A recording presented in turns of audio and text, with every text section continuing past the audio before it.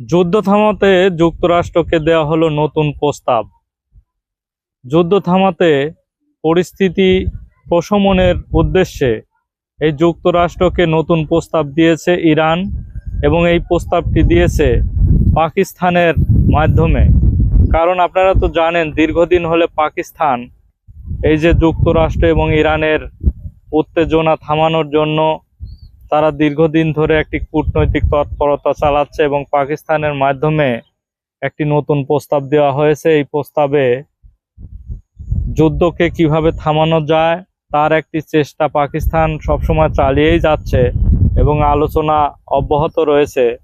তার মধ্যে আরেকটি প্রস্তাব দিয়েছে নতুন করে, যে এই যুদ্ধ কিভাবে থামানো যায়, এবং যুক্তরাষ্ট্রকে বিভিন্নভাবে প্রস্তাব দেওয়া হয়েছে। তার মধ্যে 1 নম্বর প্রস্তাব হলো এই যে হরমুজ প্রণালী, এবং পুনরায় খুলে দেওয়ার একটি প্রস্তাব দেওয়া হয়েছে, যে আমরা হরমুজ প্রণালী খুলে দেব, কিন্তু তার মধ্যে আমরা সংঘাত বন্ধের আহ্বানও জানিয়েছে।